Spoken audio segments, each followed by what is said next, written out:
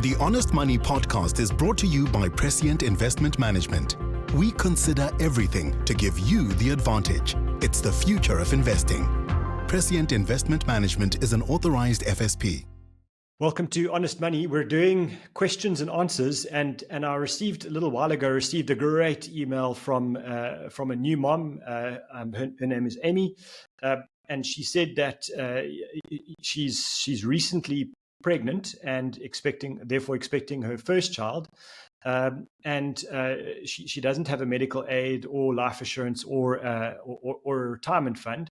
But she has managed to get herself debt-free and will be paying off her car very, very, very soon. So her question is, if she's got a little bit of budget, what should she consider first between her RA, buying an RA, I should say, buying life cover or buying a medical aid, because she can't afford all of them and can afford one. And so I think it's a fantastic question. It's probably very typical of a lot of new parents where the budget's incredibly tight, and will be for quite some time. And so, kind of planning now becomes really important. And I think, maybe just as a general principle, when you start out on this kind of a journey, you'd think that growing your investments as fast as you can would be the right strategy. But actually, for me, what you want to do is you want to protect yourself against an unforeseen emergency that could absolutely derail all of your finances. So actually, what you're starting with is risk management and risk protection first, and making sure that there isn't sort of that 4 o'clock on a Tuesday afternoon emergency that just gets you into debt from which you never recover. And that's the point about an emergency is you won't know it's coming until it's happened. And so I think, when you're in this kind of a situation and you want to do the right thing, then understand investing for the future is very important. It's a great idea, but you've got some other things to take care of first. And always, I think the analogy for me is, when you get on an airplane and they're kind of giving you that safety talk that most people ignore, one of the things they tell you is, put the oxygen mask on yourself first so that you're in a best position to help the people around you. And that's what you're doing now as a new parent, is you need to make sure that you are financially capable of dealing with the emergencies first. And then you kind of prioritize your long-term savings later. So if that's the case, you really have two things that you can look at. You shouldn't necessarily be looking at retirement funds first, because that's long-term savings. What you're looking at is the toss-up between your medical aid and your life assurance. And I agree that life assurance is incredibly important, but I think that for me, the thing that worries me a bit more is, when you've got a baby on the way that you are going to spend money on hospitals or general practitioners or whatever it is. You are going to spend money with doctors, if not for yourself, then for your baby. And making sure that, if something serious happens from a medical point of view, that you've got at least some kind of a medical insurance, some kind of a hospital plan to kind of, take care of the most dramatic costs, the most urgent costs. I feel that's incredibly important. So if I'm in this position where I've got no form of insurance, no life assurance, no disability insurance, no RA, no tax-free savings, no medical aid, but I have got a bit of budget, the first thing I'm doing is I'm getting medical aid. And if you're young and healthy and your baby, I'm not sure when your baby will be born. If your baby's already born, you'll know if the baby's fairly healthy or not. But gee, I think the first thing is make sure you can get at least a kind of a hospital plan. And make sure you can get the best hospital plan you can. Make sure that you've got a bit of choice, that it covers, the ability for you to go to a range of doctors, a range of hospitals if necessary, and you're not stuck. If you're living in Joburg, that it tells you need to go to Pofadder to go to the hospital, because that's obviously not helpful. So make sure that you've got some say in where you get your care from.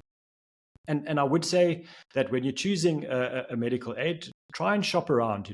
Don't necessarily just go for the first one that you come across, and don't go for the one that advertises the most or that your friends tell you about. Go for something that you've done some homework on, that you've got some quotes from. So I think my first piece of advice there is get at least 3 quotes for a medical aid, and make sure that you kind of tell the people that are giving you the quotes that you're going to compare them to some other providers, and feel free to share those quotes with each of them so that they can give you the best kind of criticism of what the other people are providing. So if you're going to company A, then show company A the quotes from company B and company C.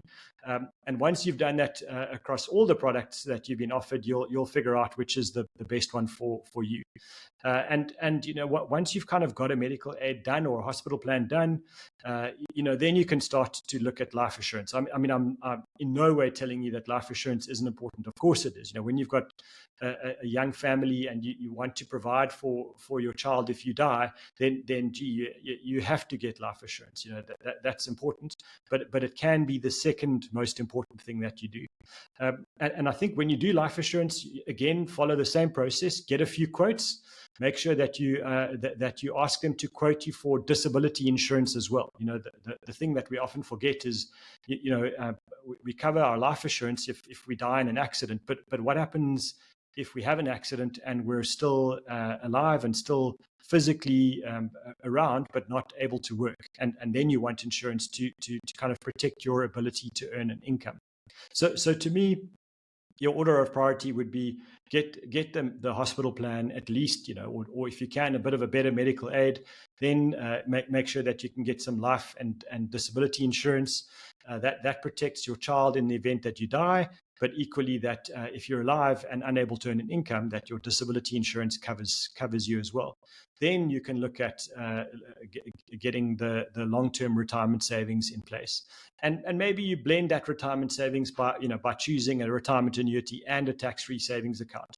And I think one of the tips for parents is when you've got a new baby and you've got friends or grandparents or aunts or uncles who want to give you a present, for your baby.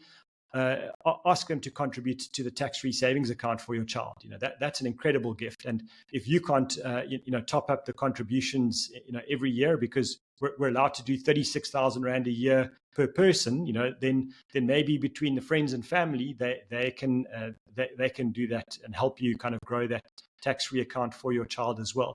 And at least that sets your child on a good path for later in life, when they can then afford to pay for schooling or university or a deposit on a house or whatever it is, but that's something that they can do later in life. And even if you're putting in $500 a month or $500 a year and other people putting in some money as well, it's a great start. It's the ability to let that money start growing for them, which is really important.